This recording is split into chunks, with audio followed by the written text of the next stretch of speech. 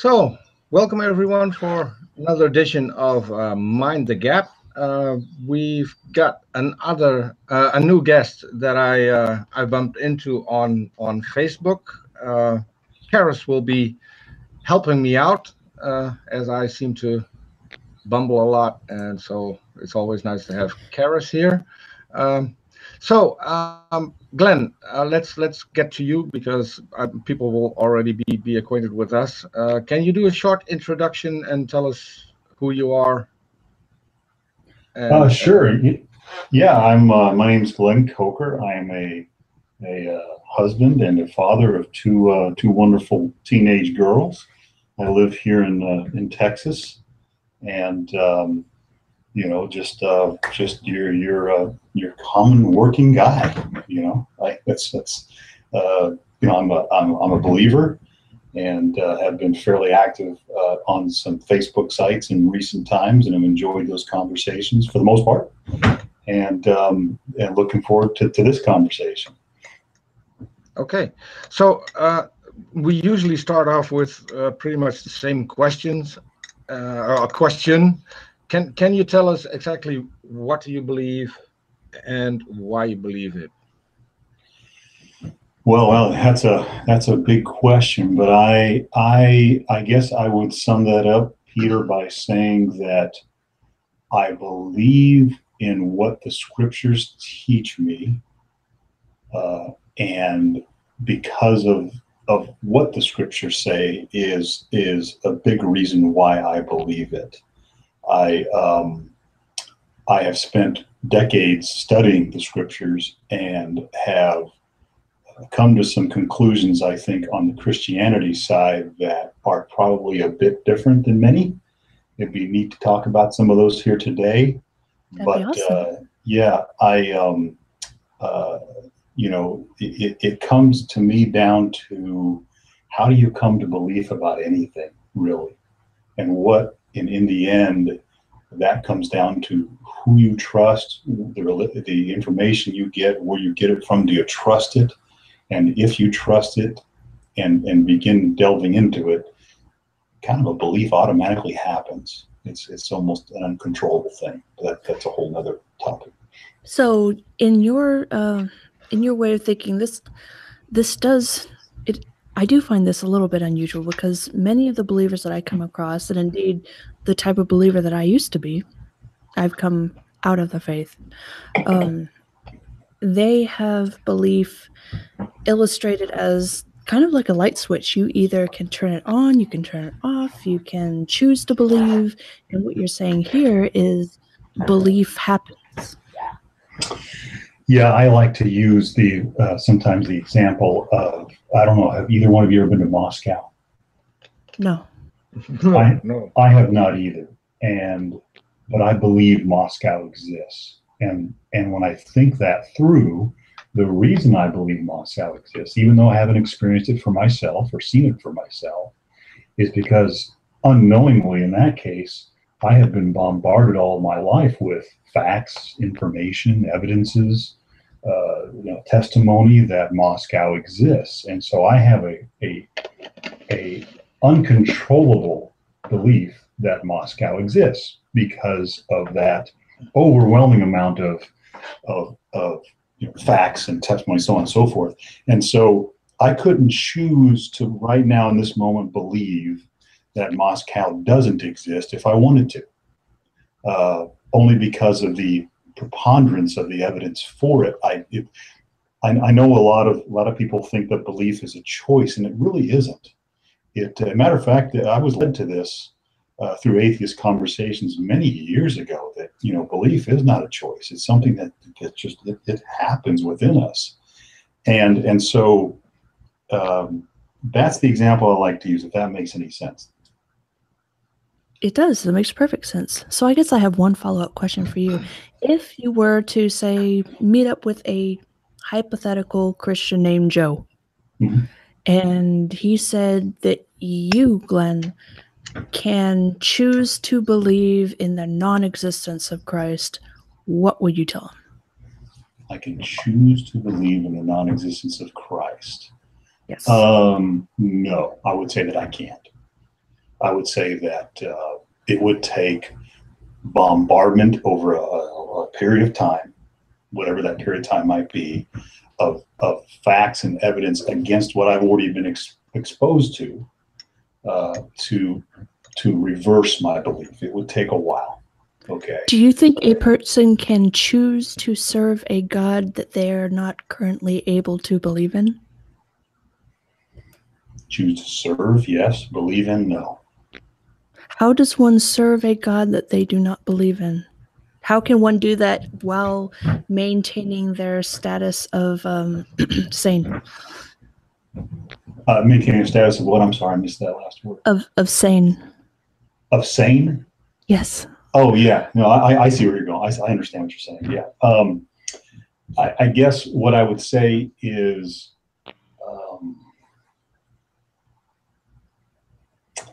let's say that the government came down and said I had to believe in Thor. Right. Or serve, not believe, but serve the god Serve Thor. Yeah. Otherwise, I'd suffer consequences. Mm-hmm. Well, I could then, in my life, do things that serve Thor while not believing in him. Okay. Right. That's the spirit in which I answer your question, because I think that the two things are separate, or can be separate, serving and believing. Does that make sense? Fair enough. Yes. Yeah. I have a question. So can we assume that you were at least a raised Christian? I was, yes. I was, yes. Yes. Yeah. So you said you believe because of what the Bible says. So when did you adapt that as your reason for belief? Because I think you already believed before you were even able to read the Bible and to make sense of it. Right. Yeah. And yes, you're absolutely right. Here's what I'll say. Early on, I was exposed to the Bible, yes. And what I was exposed to was enough for me at that young age to believe it and come to a belief on it. Now, as I've aged and as I've matured, I've learned more and more about it. And as I've personally aged and matured and become more, mentally, capable and emotionally capable, as I have continued to pursue Scripture and go deeper, it has enhanced my belief, as opposed to that very simple belief I had when I was very young. The very simple belief was, and once again, it comes down really to me about how do you come to believe in anything at all. And that, in my studies and my understanding, what I've come to understand is, and not just through Bible or Christianity, but through modern psychology, is that you come to believe in something through being exposed to facts and evidence for it and substantial arguments for it and so on and so forth. But there's one key ingredient that has to be there. You view those facts and substantial arguments from the people or the sources that you're getting it from. You view them as credible. Mm-hmm. And when you start viewing that as credible, and you start listening and being exposed to all those arguments and facts and evidence and so on forth, a belief I don't even want to say magically, but I think we're designed that way. It automatically happens within us. Or a disbelief, by the way. You can come to disbelief in the same way. So, but I make a difference between and I hate to use the word belief because it has baggage, Right. and I'll explain why. Because I make a difference between belief on faith as it is expressed in the Bible, and belief because you have a justified belief in something. That also isn't the best way of saying it. So if for instance, I don't have faith. I think faith is the most dishonest position to have on any certain topic, because if faith would be enough to believe something, then you're open to believe everything just based on faith, and it would make everything true and real based on faith, and that's what I reject. So when it comes to believing something, I'd rather use the word accept, and you accept certain facts. So can I ask you what the facts were that uh, that confirmed your belief? Would you mind if I detour back to that faith comment you made for a second and then answer that question? Would that be okay? Or I can answer your question first. Sure. Here's what really jumped out at me years ago as I studied this in the scriptures, was that the word faith is a modern development. And to give you an example, and this is when I started digging into the Greek and the Hebrew and so on and so forth, and started learning the chronology of how the Bible came to be and how it was translated, so on and so forth. When the Greek word for faith was written, it's the word pistis, P-I-S-T-I-S, called pistis. And that word, by the way, existed in the secular Greek all over, all over the world at that time. It's kind of like English is today. It was the spoken word of the day. It was a world language. And not to be arrogant, not that English is the world language, but you get what I'm saying. It can be it was a very common language that a lot of people spoke. And so that word pistis existed prior to it ever being written in Scripture. So my point is this: it had a meaning. It had a very specific meaning. And when it was written in Scripture, it was written with that meaning intended. Okay, back in the Greek, when the New Testament was first written, the word pistis, and you know what it meant? It meant belief. Now, fast forward 400 years, they translate the Bible into Latin, becomes the Latin Vulgate, and the word for belief in Latin is fide, F-I-D-E. And so fide becomes the word in the Bible instead of pistis for a few other 100 years, several other 100 years. And then they translate that into the King James English and so on and so forth. And guess what that word morphed into? Fide morphed into faith.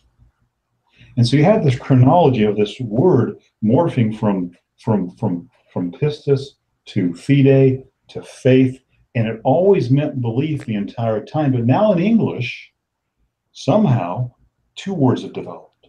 You have the word faith and you have the word belief, and they have two separate meanings. And you're right. You're right, Peter. I think you're right. The word we use for faith now is misleading and unhealthy. But I have to disagree just a little bit, and Charis will probably know the verse better than I do. But the Bible describes faith as believing in something for which you have no evidence, and against all evidence. That's interesting, because I have a verse that kind of backs up what I'm saying, but I would be interested in hearing Charis. I have a hunch it might be the same verse we're talking about. Do you have that available, Charis? I don't mean to put you on the spot. I can throw mine out there if you want. Go ahead and throw yours. I don't have mine available. Hebrews 11:1 is the verse, and I'm just going to very quickly look it up on my handy Bible app here, if you don't mind for a second. I could probably quote it, but I don't want to get it wrong. And here's what it says. It says, now faith, which by the way is pistis, okay, is, hold on, I missed where I'm at. I hit the wrong button. Forgive me. Okay, so now faith or belief is the substance of things hoped for, the evidence of things not seen. Is that the verse you were thinking of? Yeah, that was the verse that I was referring to. What I like to point out when I read this verse to people is that faith or pistis or belief has substance and it has evidence to it. That's what this verse says. It's the substance of things hoped for and the evidence of things not seen, it says. So I guess I'd have a follow-up question to that. How would you describe the relationship between faith and knowledge? I would call it between belief and knowledge. Because I don't think the English definition of what we now today uses the English definition of faith is in any way scriptural or ever existed in Scripture. If you're comparing belief with knowledge, then how would you contrast belief with faith? Because by saying you would actually be comparing belief with knowledge, you've now kind of put faith and belief into two different categories. So I'm kind of curious about this. Well, I guess what I would say is I think we ought to delete the word faith from Scripture and go with belief. That's what I'm saying. I guess I disagree a little bit. Yeah. And I'll give my reasoning and see what you think about it. Sure. So I guess I differ with Peter in a few minor things. This being one of them. I'm okay with the word. Shut up, Peter. Laugh at me. Minor things, just minor things. Are you sure? No, go ahead. Get out. Go. Life is no fun otherwise. So I guess I'm a little bit more easygoing with the word belief, it being to me a broader term that encompasses both faith and knowledge, faith as we most broadly understand it. And to me, and I do yes, people, I understand definitions have a more concrete definition than what it means to me. However, to me, faith is belief in something despite of or in contrast to the evidence that we have. And knowledge is belief in something aligned with what evidence you have. So I mean, I guess belief being the umbrella term that encompasses both faith and knowledge. And I'm wondering what you think about that, if that made any sense. Yeah, I'm glad you brought that up because I'd love to run this by you guys and get your impression of this, because I have come to understand that there's two paths to knowledge. Okay. One is what I would call the empirical. In other words, I visit Moscow myself and I see it for myself and I know that Moscow exists because I've been there, right? Okay. Mm-hmm. And then there's another path to knowledge, which I call belief. And that path to knowledge is that bombardment of evidence and facts and testimony and all that. And now I've come to believe Moscow exists. Now the two are they're both knowledge. In other words, I have knowledge that Moscow exists, even though I've never been there. But one is more experiential. Right, exactly. I would call empirical knowledge. Okay. I don't know. I'd call the other one empirical knowledge as well. I'm not sure that either one of them is not empirical knowledge. The other one is just more experiential. I might have to come up with a better term than empirical for that first, but it's more of a I've experienced it myself. I've seen it for myself. I've done it myself. It's firsthand is what you're saying. Firsthand, right. Gotcha. Where the other way in other words, if we can't come to knowledge if the only way to come to knowledge is to experience everything in our life, we're dead in the water. Because there's no way we'd experience everything in our life to come to knowledge on it. We have to read science books about whatever atoms and everything else that we've never seen an atom or even done the experiments to see. We have to come to knowledge through through being exposed to just a million different evidences for it and substantive arguments. And can I quickly Sure. jump in? Sure. I think the way we come Sure. to knowledge, yeah, I think the way we come to knowledge is if we can have independent confirmation. So with your Moscow analogy, we can have independent confirmation that it actually exists. We can talk to people who live there. We can talk to people who have visited there. We can have pictures, videos, satellite images. So we can have independent confirmation that it's there. So it wouldn't need a personal experience. I wouldn't need to go to Moscow in order to accept the fact that it's actually real. But I think that is what he's saying with saying that it's more informational, more. Yeah. But what I'm saying is that a personal experience isn't needed to determine whether or not something is real. Even so, I mean, along that vein, personal experience can sometimes be unreliable. Wrong. Yes. Yeah. Yeah, we've had all kinds of examples of that, don't we? Yeah. Yeah, that's the mind can do interesting things. I was listening to one of your episodes today about you were talking to Stephanie about her Mother Mary and your alien experience and how the mind can really.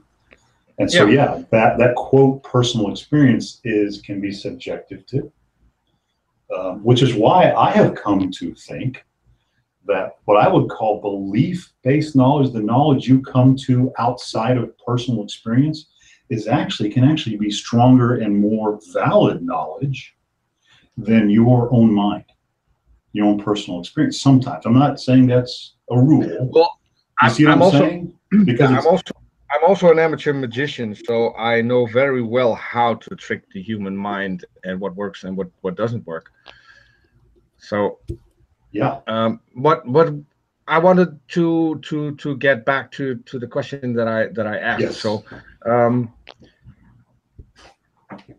So first, let's start a bit with how I would go about it. So you have the Bible.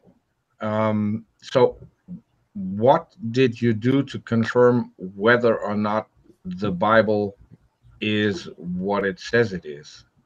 Right. So here's where I start with that, Peter. I've developed this over a number of years. Interested once again in both your input on this, but here's where I start. I start with the theoretical first of all, and I say, okay, if there is a creator,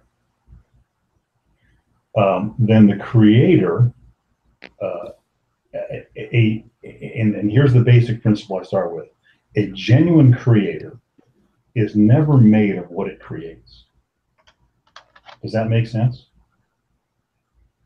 For instance, if I was to build an AI, okay, an artificial intelligence, a robot, okay, and I were to build it, try to make it similar to a human or similar to me, I would build it not out of flesh and bone. I would build it out of, metal and circuitry and wiring and so on and so forth.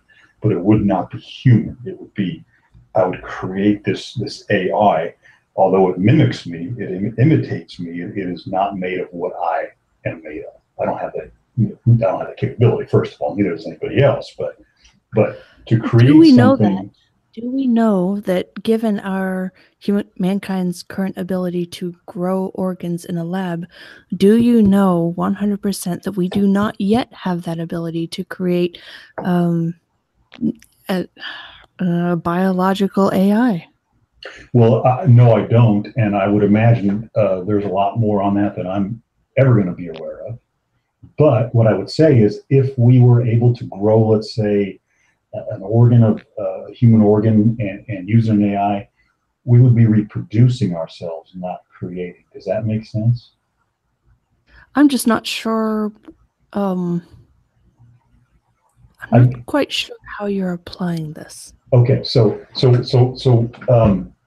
what I'm saying is for a true creator, somebody to make something, a creator to make something, it's made of materials or of elements that are not of its own self. Otherwise, it's just reproducing itself. It's not a I guess I creator, it's disagree. reproducing. I suppose I disagree simply on this basis. What we're made of, let's just say carbon, because that's one huge element that we have going for us. I love carbon.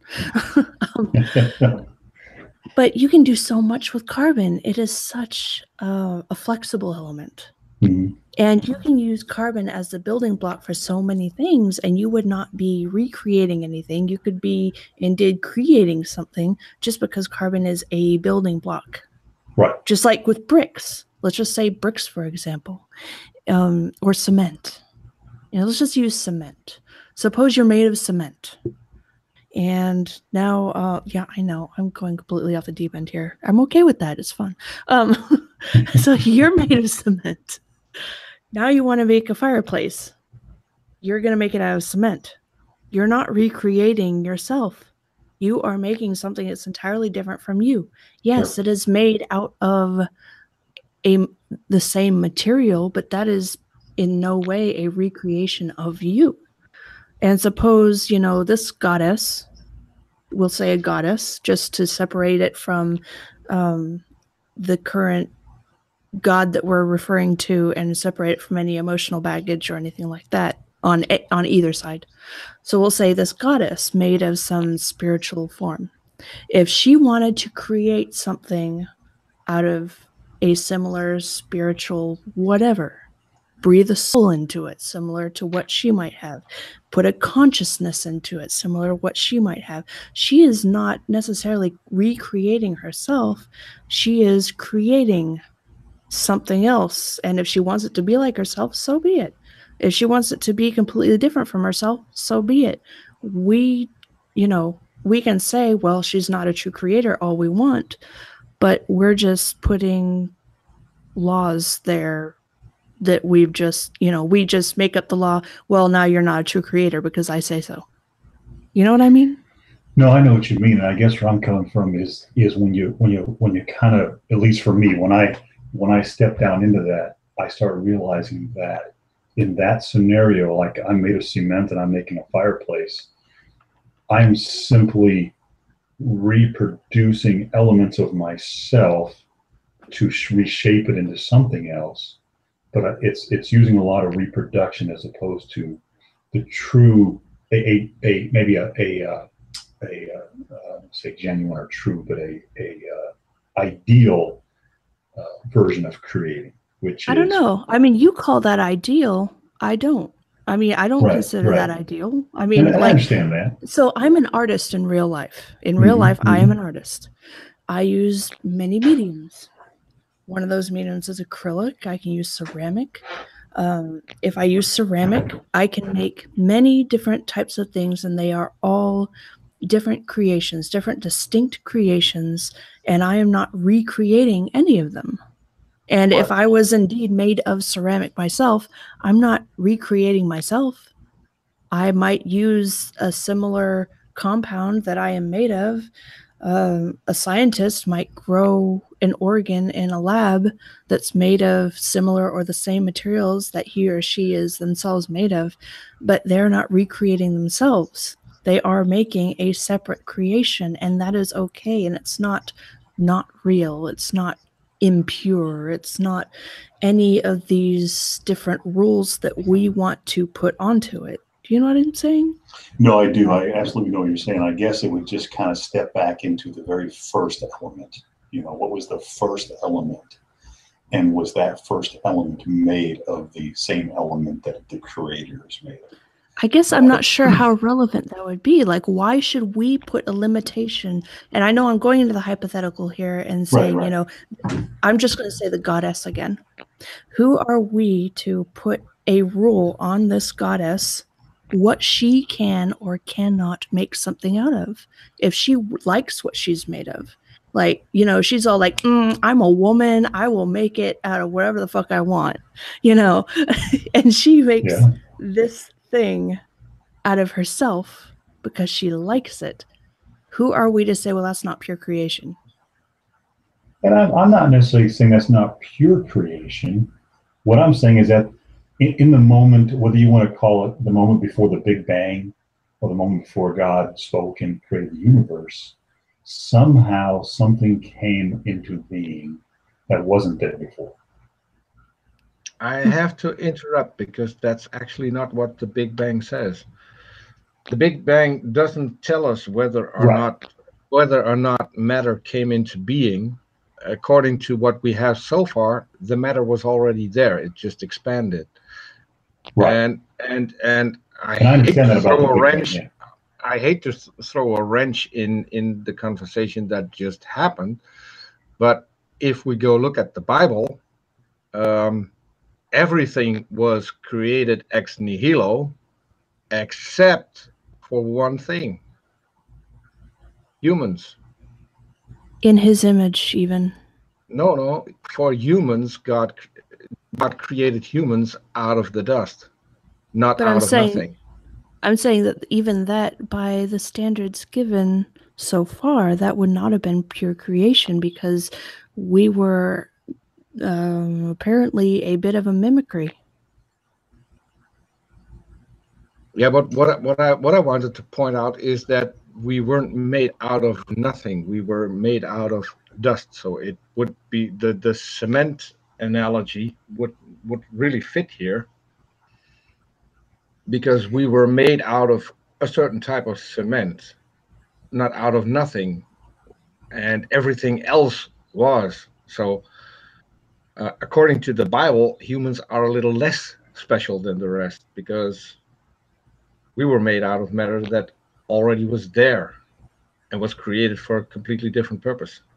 Yeah, and I guess what I would step back to is say that whatever this thing that's referred to as spirit is, or isn't. Assuming that it exists. What's that? Assuming that it exists. Right. Just putting that out there. Whatever it is, that's whatever is came from. Does that make sense? Could you expound on that a moment? I don't know that I can. Okay. But that's where I start. Okay. That's where I start. And certainly it's kind of like, and Peter, I understand that your explanation of the Big Bang is absolutely correct. The Big Bang does not say that it created the universe. My point is just before the Big Bang. Yeah, but there's no such thing as before the Big Bang because time came into being with the Big Bang. So there was no time right before. So there was no before either. I know that's hard for us to wrap our minds around, but there's no such thing as before the Big Bang. Because we're looking at all of this from our own universe. We don't have evidence of any other universe or multiverses that could exist. Hold off on that. We don't Tons of have discussion evidence. on that. That's we a whole don't. other discussion. Yeah.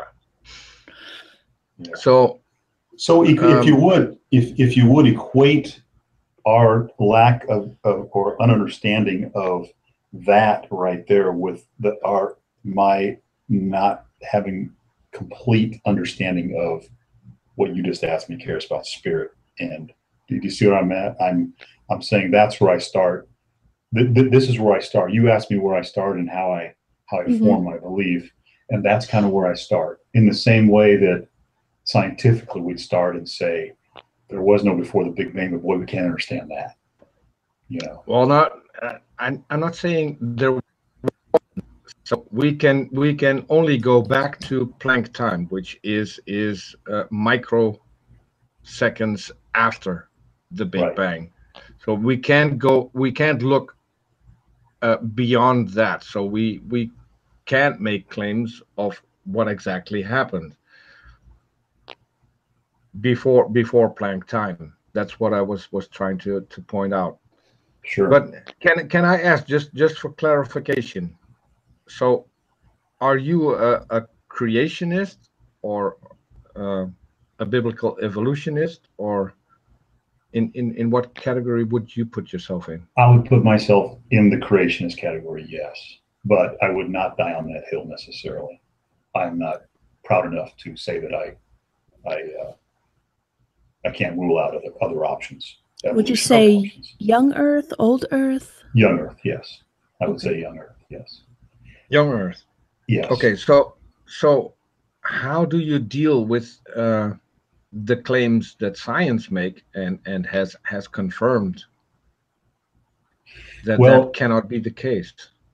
If, first of all, once again, if I can back up, let's say, to the theoretical, just to paint a picture of how I get there, okay, without explaining how I get there, I believe there's a God, okay? I believe there's a God that created this universe, okay? And if that God has the power to create the complexity that we see in this universe, okay, the amazing, just overwhelmingly ununderstandable amazingness of this universe, okay, starting with my pinky finger, okay. If that God has that ability, my pinky finger's better. Yeah, I'm sure it is. I have no doubt it is. But we have to have a pinky finger wrestling contest. But you know, if he has that ability, okay, then I step back into this example, okay, and I think that using examples helps sometimes. And here's the example I step back.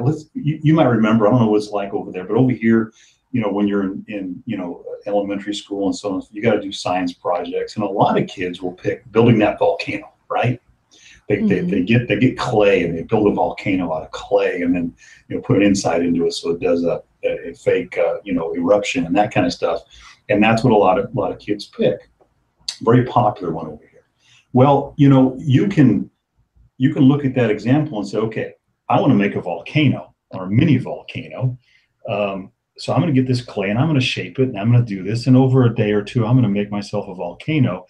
And there you go, slam right there on the desk, a volcano. Or I can fill a lump of clay out in the driveway and wait however long it takes for that thing to shape itself. I have the ability to do both. Okay. And I think God had the ability to pick a point in time, a point in evolution, and start there and create it from there and move forward, as well as create its history going back. I guess I'd take issue in that, I guess first, a lot has to be proven before we can conclude any God exists. Right. Two, a lot more has to be proven to conclude that this particular God exists. And I forgot what my third one was, but it was there. It had a big bang and it no longer exists. Yeah, but it does. It's there. So It's there. okay, so I'll just quickly interject a question from the chat, which is pretty much just a yes or no answer. They're asking if you're a pastor or a preacher. No, of some sort. never have been. No. I've been a Bible teacher, but I've never been a pastor or a teacher or anything like that. Okay, A working guy. Getting back to what you said. Try again, Peter. You're cutting out. I'm cutting out? Just a little bit. Am I back now? Yeah. Okay. So you started out with, if there's a creator, I would be curious is how you get to whether or not there was a creator. Well, I would say that there are several things that lead me there. Okay. And one strong one of which is the amazing complexity, you know, the symmetry of this universe, the mind-boggling, and the mathematical equations that would more likely prove that this would have all imploded on itself over and over and over again without a designer involved. That's one of them. Okay. I think that's scriptural too. Scripture says that we can prove God through creation. The complexity and amazingness of this, that, you know, to say it happened via evolution, to me, once again, it to get the complexity and amazingness and the way things work together, and you know, just there's so many aspects of that, you know, philosophically, I have to come to say, okay, there's a God. Now, who is that God? So what I'm having trouble with here is because evolution, as it stands now, is the best scientific theory and the most confirmed scientific theory that we have at the moment. It is confirmed by several fields of science. It's not only confirmed by biology, it's confirmed by genetics, it's confirmed by paleontology. It's so all of this converges to one single point, that evolution is actually happening, and we've even observed it in the lab and in nature. So there's no doubt that evolution is a real thing, and it would be I think world shattering if someone could come up with some evidence that it wasn't actually true, that it wasn't happening, because we already use it when we breed dogs. What we're doing is artificial selection, which is based on natural selection, which is part of evolution. Same way it goes for enhancing crops, for getting bigger yields out of a crop. So even more than that, I'd like to point out that we use our knowledge that we've gotten from study of evolution to help point out the scams, the hoaxes. I mean, whenever we see that somebody has found a hoax in some scientific model, that hoax has been discovered by use of scientific means. Like, you know, it did not fit within, you know, the evolutionary model that we currently have. It was in the wrong place for whatever reason. Other people that we know could talk about this far more than I could, because they have actual expertise on the subject, which I lack. well, I think what you're getting at is that, so there have been a couple of hoaxes, big ones, when it comes to fossils, and all of those were exposed by science and not by creationists, and most of them were already exposed before they were made public. One of the best examples for that is Archaeopteryx, which was made up out of two different fossils, and it later turned out that one of those fossils was a lot more important than the hoax they were trying to present, because one of the fossils was Microraptor and was, as of then, an unknown species that gave us a better look in the diversity that was going on in dinosaurs while they were evolving into birds. Right, so, and I can't argue with the biological research that, you know, honestly has proven that evolution exists. There's no doubt about that. I do have a question for you. Sure. There was a geologist. I think he was a geologist. Boy, that's really something I need to get my facts straight on beforehand.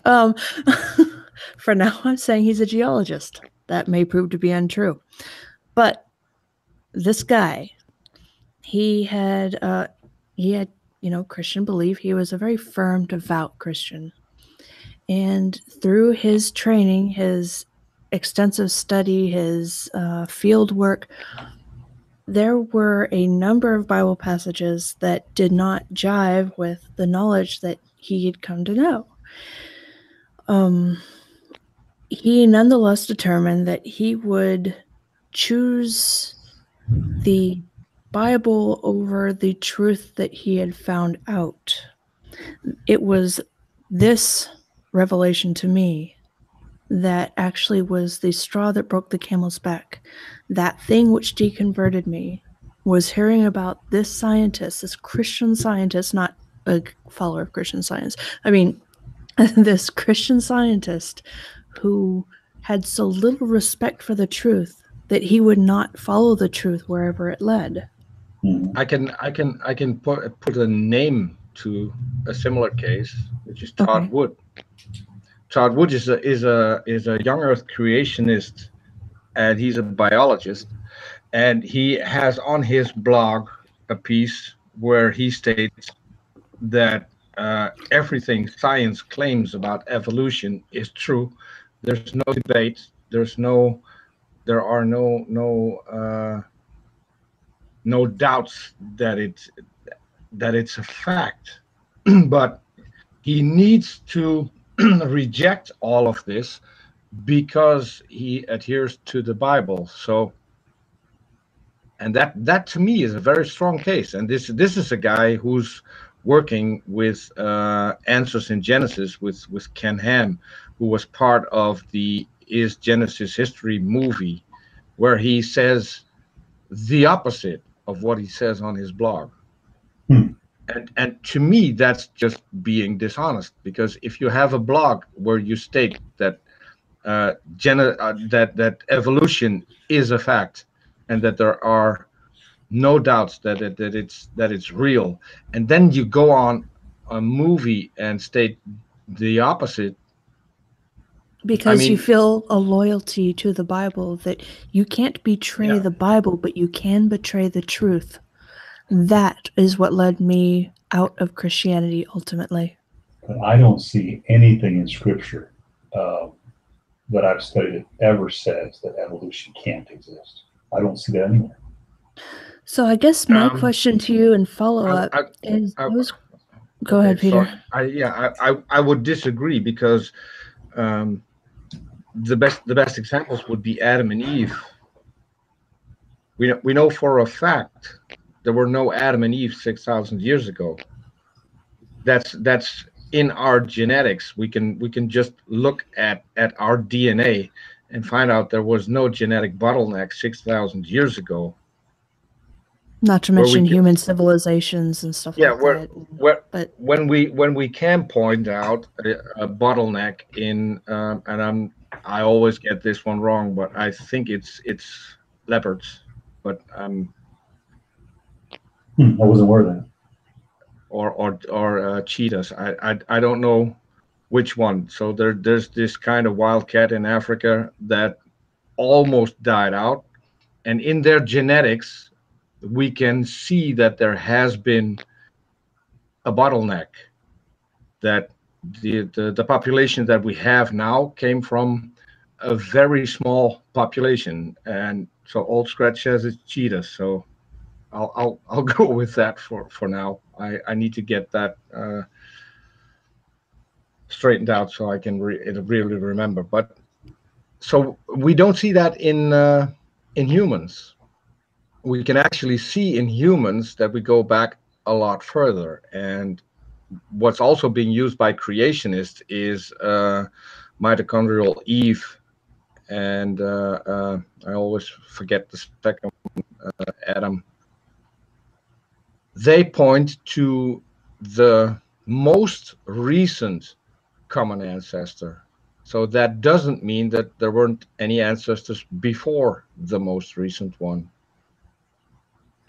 So if I could step back to my volcano analogy for a minute, and if I'm a sixth grader and I build that volcano, right, and I take my fork and I make ridges down the side of that volcano, and I even maybe get a little fancy and go out and buy some of those little plastic trees, okay, and plug them onto the volcano, and I do all this stuff to create a realistic looking volcano, okay, and I in essence speed up the natural process of making a volcano, Okay, and in that speed up, I have done something that is uh, that if you were to let evolution do it, would have taken a whole lot longer. Okay, if I had just let it happen naturally. So you're talking about deception. I think, and I also think not deception, but just picking a point in time. I don't think it's a deception to build a volcano for a science project. But I think the analogy falls flat, because what you're creating isn't a volcano. It's something that looks like a volcano, but it doesn't work like a volcano. It isn't created the way a volcano is created. It's just a human depiction of one. Right. Which you then put baking soda and peroxide into, so it has no resemblance to a volcano. You might as well be putting a glass on the counter and doing the same thing. Just put baking soda and peroxide in it and do without the cosmetics. All the volcano does in this experiment that you're describing, it only serves a cosmetic purpose if you're just putting baking soda and peroxide in it. So it actually ends up having no relevance to creation or anything that we're talking about. Well, the point I'm trying to make is to make that block of clay look like a volcano, I am speeding up that process. That would be, well, on one hand, it makes sense. On the other hand, it's still deception if it is done in such a way that it deceives people into thinking the world is old when it is actually young. That is, by definition, deception. And here's what I'm going to say. I'm not saying that I believe that this is exactly what happened. What I'm offering is possibilities. Okay. Other possibilities of ways of approaching it. I personally believe that in the actual biblical 6-day creation account, and that there's a lot of science we misunderstand or haven't really quite figured out yet, as we've seen over and over again, just in our lifetimes, how things change scientifically. And I think we have to remain open to that. Yeah, there is science that we don't understand yet. There is science that we have not discovered, that we misunderstand, etc. But there is also science that we do now understand. And when we're brought to a knowledge of that science that we do now understand, we have to decide what we do with that.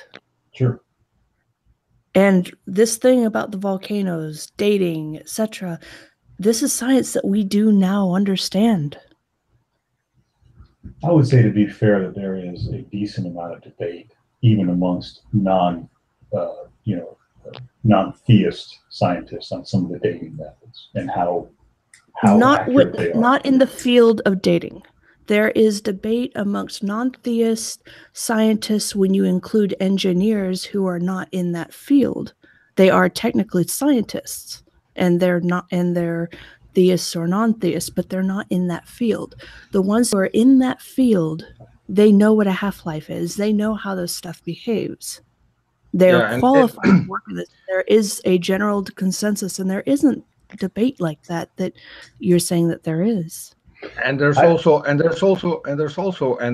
the most important part, because we have different ways of dating things. Some of them radiometric dating, some of them different ways of dating, and they all overlap. And in the parts where they overlap, they all give the same results. So that's why we know that it's a reliable method, because if it wasn't reliable, overlapping results wouldn't give us exact same time frame.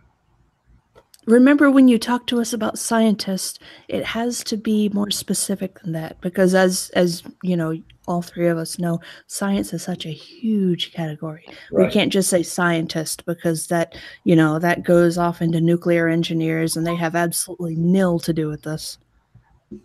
Yeah, and I guess I approach it from a position of, I don't know that in my lifetime I could ever know and understand the entire topic of what a lot of scientists just individually study And then the cumulative effort of that, to think that I could, is kind of, I'm just not there, you know. So if you learn nothing else tonight, learn this.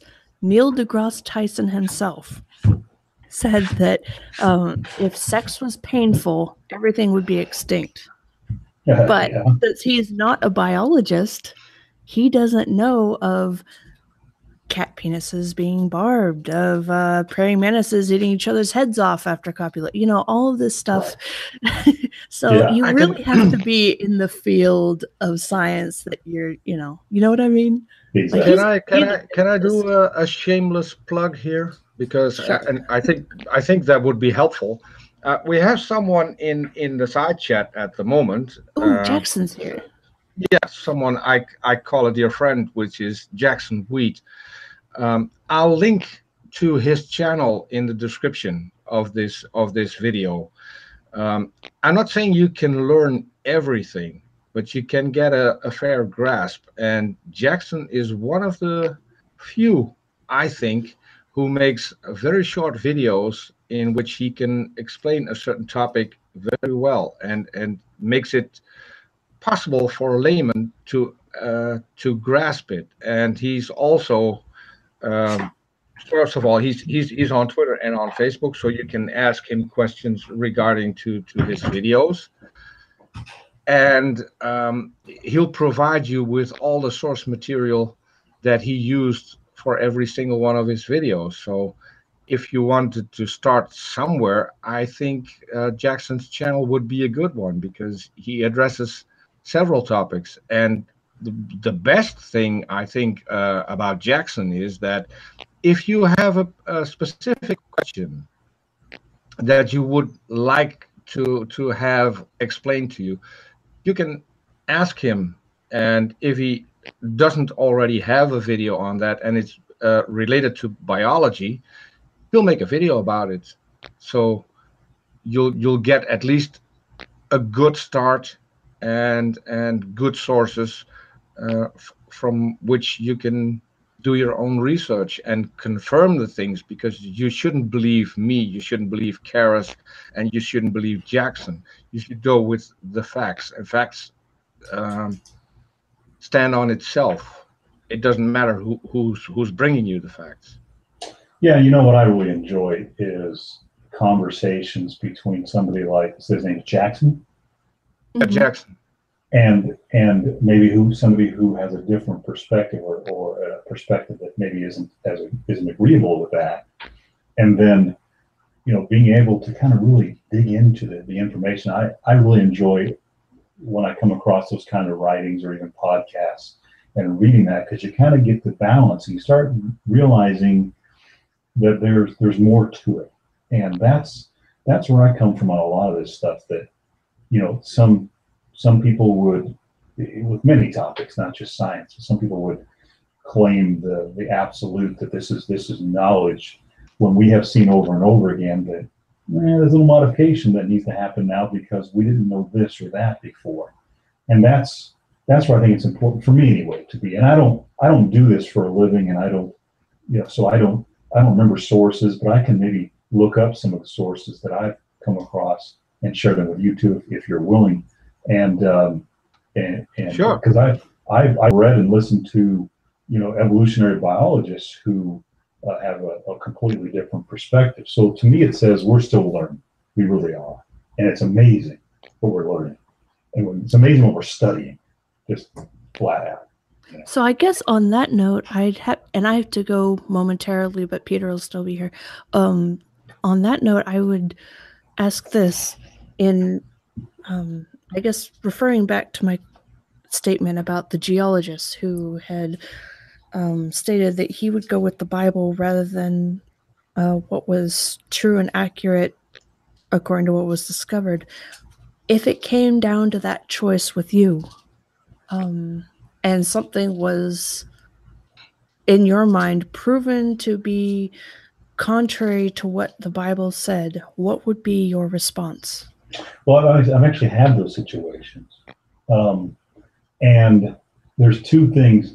There's two roads to take there. One, the person you're talking about who said, "Hey, I'll believe what the Bible says," over what science apparently is saying right now. Okay. And I've heard one or two people make those kind of statements too. And the one that I remember is the statement was more like this: hey, you know, many times we thought we were right and then discover something else and realize that the Bible was right in the end. And that's the position I'm going to take, that there's something missing. Yes, this seems to indicate something else, but I think there's something missing. So I'm going to I'm going to err with the Bible right now. Okay. That's the perspective that I've seen. That's the perspective I would tend to take, you know. And I would say this too, that as those things have come up, I relook at the Bible and I realize that what I was maybe told, or the impression I had of what the Bible actually said, really wasn't quite that. And science led me to what the Bible really says. So those are usually my reactions to those rare situations in my life. Anyway. Supposing that you discovered knowledge that science has uncovered that reveal or show to you that the world is not was not created in 6 24-hour days, etc., etc. If you hear my dog chewing on her bone, please try to ignore it. If that happens, what would be your response to that, just hypothetically? I know it's hard to say unless you're actually in that situation, so that can be, you know, a hard thing to really address unless you're actually there.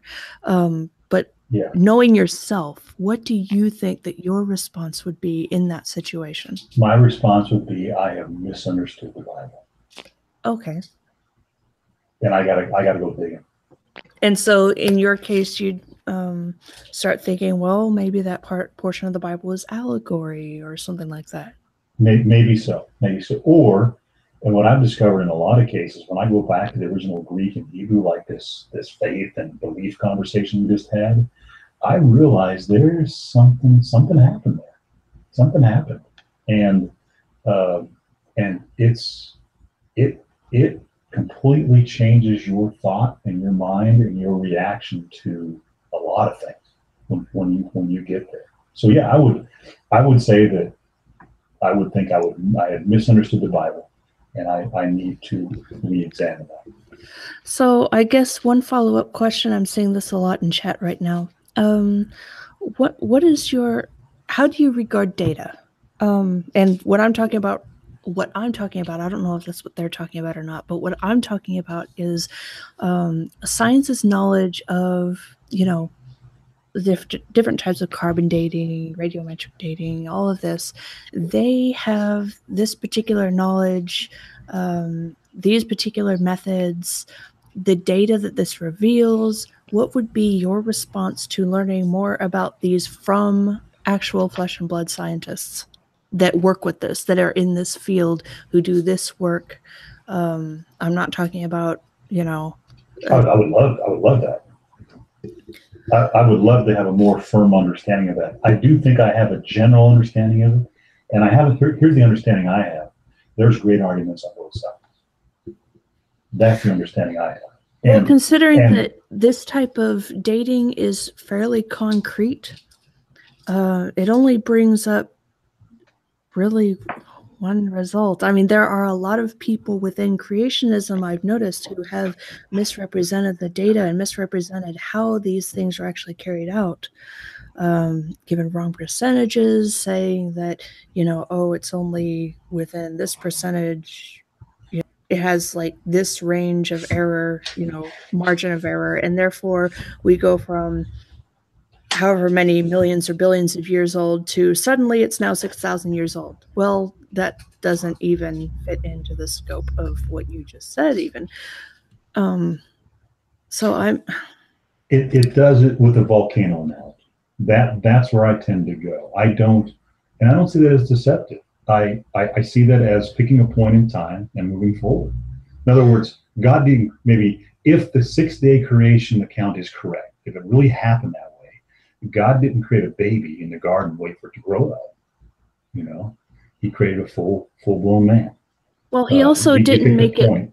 Right, but in that analogy, he also did not say that this full-blown man had a mother and pre-existed for this amount of time. He Right. flat out stated that this full-blown man was created as a full-blown man on this day of creation. There is no deception there. But when you say, I created it in 6 days, but the world looks like that's not actually the case, then you have to start taking the evidence as it's thrown at you. And right now, I'm even giving a huge benefit of the doubt in entertaining the concept that God said anything. I mean, Sure. God, I sound like a bitch right now. No, you don't. No, I honestly, I enjoy this kind of conversation. I really do. And how can any of us come to truth unless we, there's actually a Bible verse that says this: iron sharpens iron. And you can't sharpen iron without sparks and friction, right? And so to run away from it, we'll never learn anything. That's the way I look at it. And I'm not trying to be a witch. I get animated. I don't I just get, rah, rah, rah. There's something in voice that says to me, you're genuine. You're not mean to be. Maybe you are sometimes mean to be that way, but I'm not getting that impression. Oh, I get sarcastic, but I'm not generally mean. I'm just over here drinking my Gatorade. I guess I would step back to, we kind of got side railed on the what it is that brought me to my belief that why I believe in Scripture and why I believe in God. And I started with the Creator not being made of what it created, and kind of got side railed, but I wouldn't mind stepping back into that if you guys are willing. I would love to, actually. I do have to go, though. Yeah, so, I know. You already said you were able to join for an hour. So thanks for joining. Thank you. It was great to meet you, Glenn. You too. I really enjoyed talking to you and having you here. I really have. Appreciate it. Likewise. Yeah. Thanks. Okay. And I'm going to have to bow out and make my exit and do stuff, real life calls. Yes. So, life stuff. And goodbye and thank you to everybody in the chat. And I'll just pass it over to Peter and Glenn. Bye. Okay. See you later, Charis. Bye. Bye. Yeah. So yeah, let's if to the Creator. So I've been an atheist all my life, so I already have problems with the fact that we need a Creator. I also have a problem with the fact that the Creator needs to be made up from something different than the stuff he creates, because that's not necessary for a Creator. That's an attribute that isn't completely necessary for there being a Creator. But is it possible, though? I guess I would ask. Or is it even probable? In my AI exam. Yeah, well, okay. So in your AI exempt, I'd say it could be possible, but where I'm going is with what the Bible actually says, and that's when I run into a problem, because the way the Bible describes a Creator, we at least know that Creator, first of all, couldn't exist. But I have problems with I see no evidence that he does. Can I throw another example out there? Sure. So if I'm walking through an area of open fields or whatever, and I come over a hill and I come upon this automated automobile factory. Okay. And it is so sophisticatedly designed. Mm-hmm. As I walk into it, I get to know it, and it has been designed in such a way that it does everything it needs to do to reproduce automobiles. You find out that it even has train track systems and so on and so forth that go to the quarry that mines the iron, and it's. I think I'm already familiar with the argument you're presenting. It's what is called the blind watchmaker argument. No, to some degree, yes. To some degree, it does relate to that.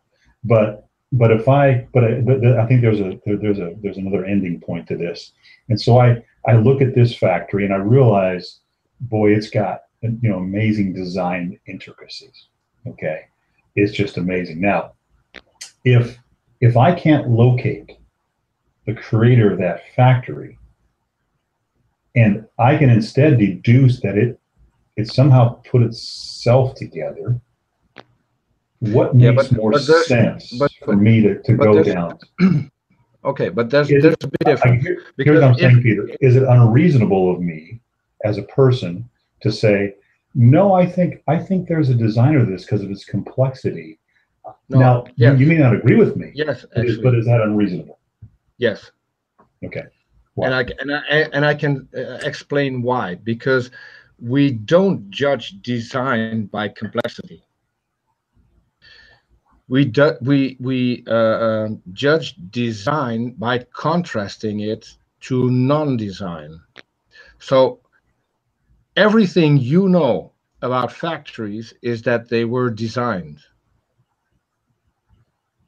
And you know that it is something that people design.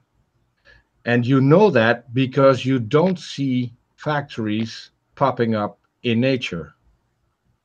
And that's the difference. And it doesn't mean it has nothing to do with complexity. So for instance, let's take something that does occur and doesn't occur in the natural world. We find diamonds in nature. Mm-hmm. What we don't find is diamonds the way we see them in a ring, for instance, because those were designed, those were shaped by humans. We do not find that shape in nature anywhere. And that's where we contrast. And that's where we see design. Because we know how things are designed, and we know how things that don't occur in the natural world, where they come from. So if you see a factory, you can go to City Hall and have the building plans, find out who designed it, find out who built it, find out where the materials came from. You can find out pretty much everything. If you find a rock in nature, you don't. So yeah, and there's ways to clarify this analogy, but you could say, okay, this is a person who's from the past, has never seen cars before. Somehow they got transported to the future. I mean, there's all kinds of ways of looking at that to make that analogy make sense. My point is this. My point is that we don't have to agree that there's a designer to the factory, but it's not unreasonable for somebody to say, because of the complexity of that factory, I think there's a designer to it. Now, okay, we do see things pop up in nature that are factories, cells. Let's run with that. Let's run with the fact that if there's a designer. And I'll ask you a couple of questions to lead up to this. So, sure. Do you think that the God of the Bible is perfect? I do. Do you think he's omnipotent? I do. And do you think he's omniscient? Yes. Okay. Yes. So if the God of the Bible would design something, wouldn't he choose the best design? Yes. Now I need to get to Jackson because I just lost the word for the nerve. Help me out, the nerve in the neck of the giraffe, Jackson. There's this nerve that goes the laryngeal nerve. Got it. That goes from the brain to the larynx. But because we evolved from fish, and it was designed while we were a fish, it went directly from the brain to the larynx. Later on, when we evolved, and because of the heart moving to a different place, and blood vessels staying in place because they couldn't, while we were evolving, blood vessels can't just stop existing and reconnect later.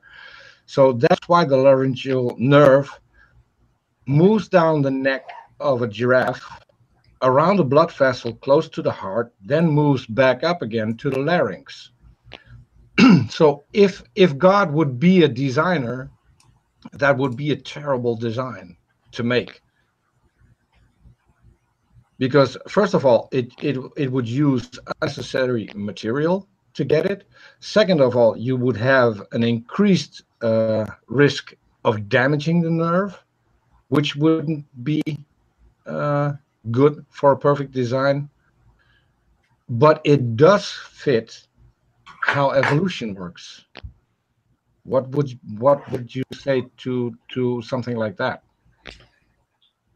I would say that once again, I put the highest value on what Scripture says, and what Scripture tells me is things went very bad after the perfect design. But wouldn't And that be dishonest in light of evidence against it?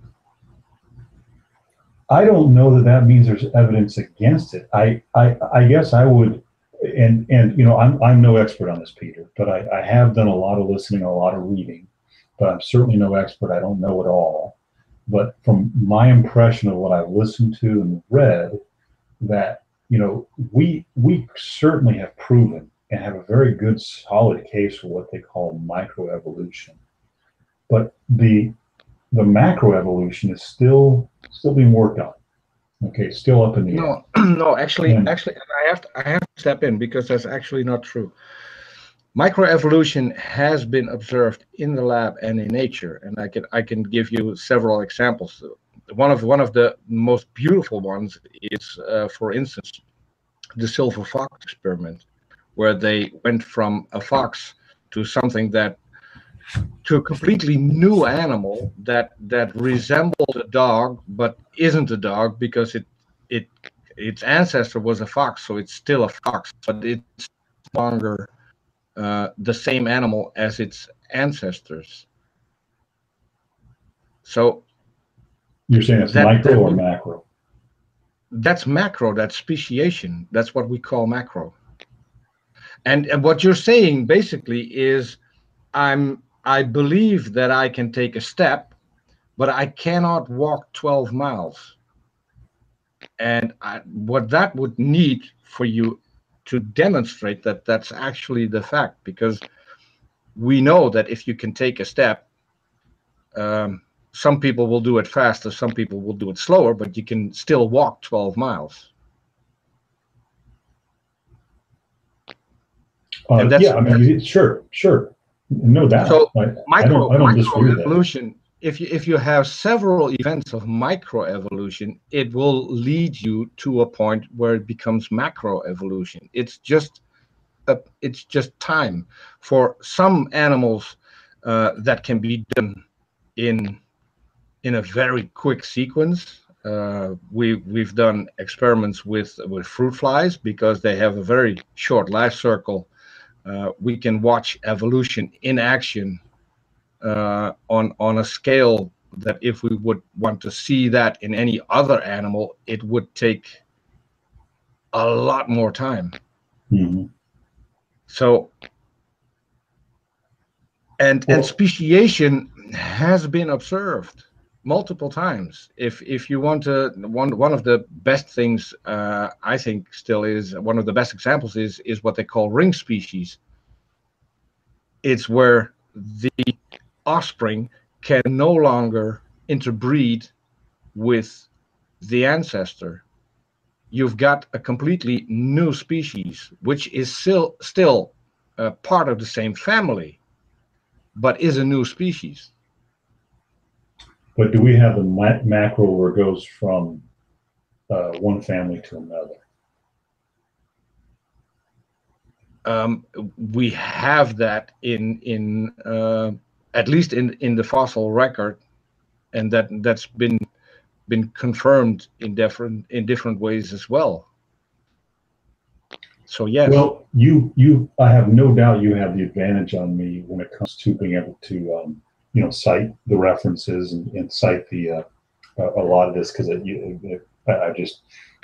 I have been more of a listener, but not a cataloger of these things, And I'm just as much a layman as you are. I'd be happy to set up a talk between you and Jackson Wheat, for instance, because Jackson Wheat could do this topic a lot more justice, because that's his field of study. Sure, I'd love to.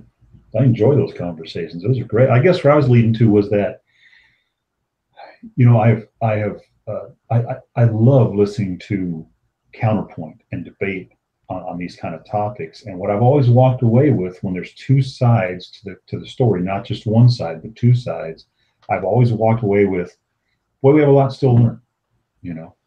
We don't really know all this yet.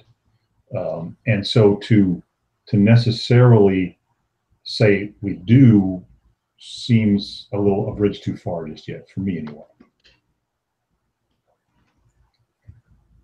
Yeah.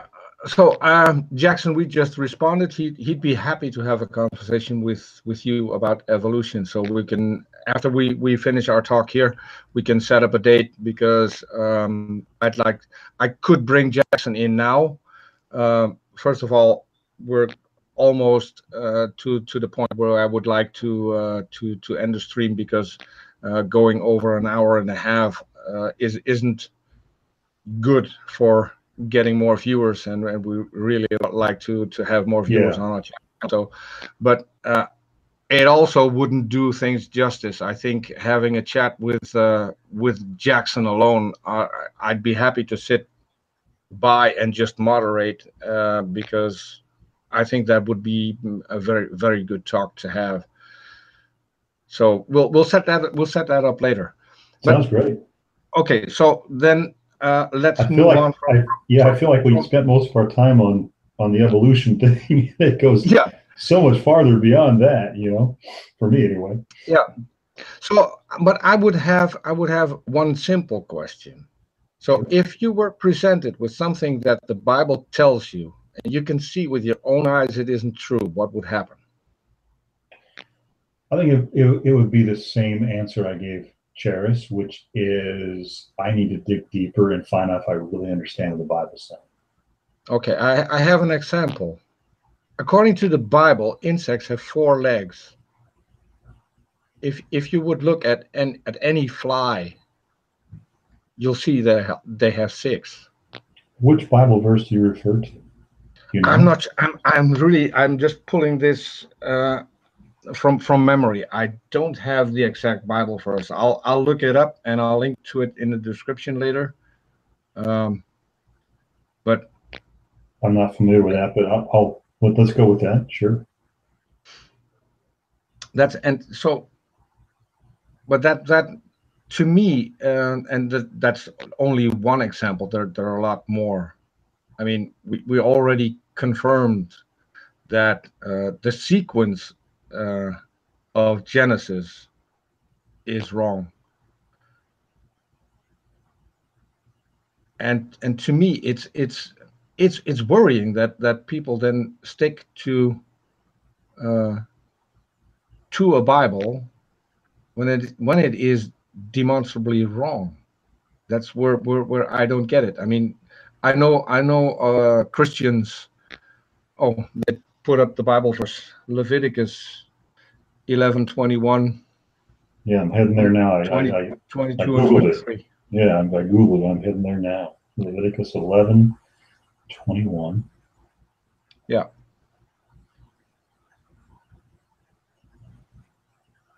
So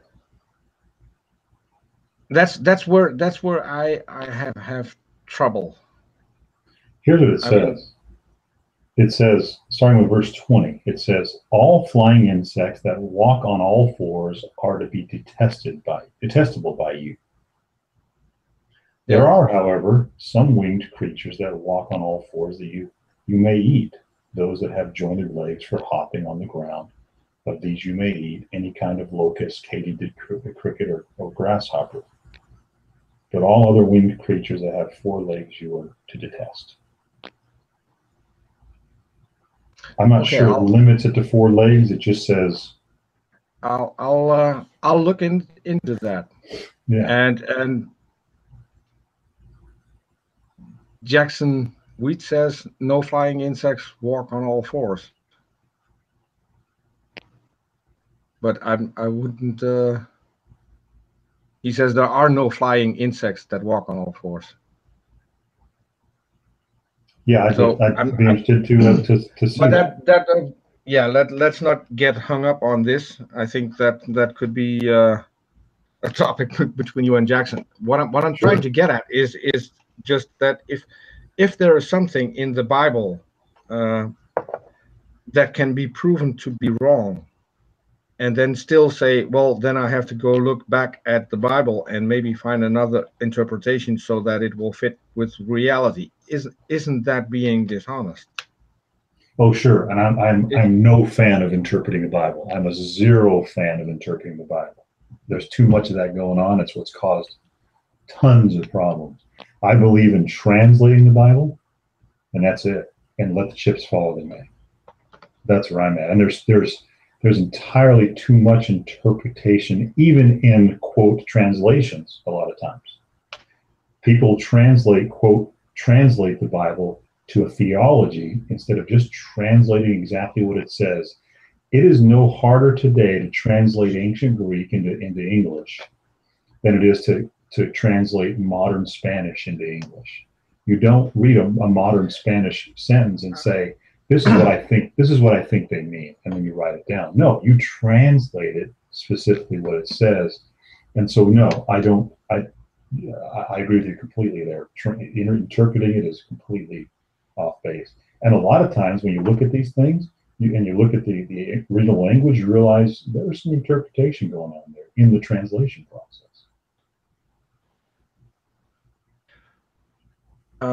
I have to disagree, because when it comes to translating, it's not only knowing the language. The problem we have with translating of an old language is that words don't have meaning, they have usages. And as there are no ways for us to check out the usage of a particular word, translation becomes a problem, which for me already sets me up for another problem I would have with the Bible, because if God is omniscient, then why didn't he provide us with the Bible in a language that wouldn't die out, and we would be certain of what the text actually means? I think he did. I think that's why he picked Greek. I think Greek was so prevalent in the day and so written in the day that we know exactly today. There's been such a huge discovery, especially in the past 50 to 100 years, of ancient Greek documents, that we've been able to hone down the exact meaning of those words. By triangulating between documents and subjects and things like that, and word usages, like you say. I think that's why he picked Greek. There was no other language like that, and probably never has been. No, but the Old Testament wasn't written in Greek originally. No. I'd have a problem with the fact that it wasn't written down from the start. That we had this long period of what is basically the game of telephone, and we know how awful that will be to the contents of something that needs to be conveyed. I don't know that we have time to go into that in this conversation, but I think we most certainly won't have. But there's a good talk to have around that. Yeah. And I would love to continue this conversation someday, because I don't even think I even got to touch the surface of why I believe in God. our usual format is that we invite someone, we ask questions, and then have about a week later where we reverse roles, and so the guest gets to come up with the topic, doesn't tell us upfront what the topic will be. You'll reveal that in the moment we are live, not before. So we want you. You had no chance of preparing for this. We want to have no chance of preparing for the next talk. So uh, odds are even, uh, for lack of better words. But we don't have to stick to just two talks. I mean, I've had Theists on who said, "Well, I'd like to have more talks than this." The guy we had on last week wanted to do more than just one talk. So I don't have a problem with that. You're welcome to come on our channel as often as you like. And as I said, I enjoy the talks as long as we Yeah, me can too. can stay civil and don't get into ad hominems. I think Right. these talks are productive and will make people think at some point. Agreed. Agreed. And I will share one Bible verse with you if I can. Um, it is Isaiah 1:18, and here's what God says: "Come now, let us reason together." I think it all makes sense. I think He says it all makes sense. I think the people that subscribe to the thinking that we can't understand it, it's God, are in direct contrast with what He says there. He says, "Come, let us reason together." Um, it all makes sense. It does. Uh, it all makes sense to me. At least I can present why I think it makes sense to you and others. But I agree. I think conversations and thinking is what it's all about. Hmm. Yeah. Well. Okay. So I think this would be a good point for us to end the conversation. Um, I'd like to ask you to at least hang on Sure. until after we're Happy to. Yeah. and I'd like to thank all the people that have joined us in the chat. Um, Jackson Wheat, go check your DMs if you're still around, and so we'll see each other again at a different time. I'll Great. make sure that people get the message. You're going to be back on again, and it was a good talk. I was happy with this conversation, so I'm very much looking forward to a follow up. Me too. Me too, Peter. Thank you so much. And once again, thank you to Charis. Okay, will do. So I'll mute you for just a second, Glenn. I'll get back to you a little later. Thanks everyone for coming, and as I said, I will let people know when our next live stream will be, and I hope to see you all then. Bye bye.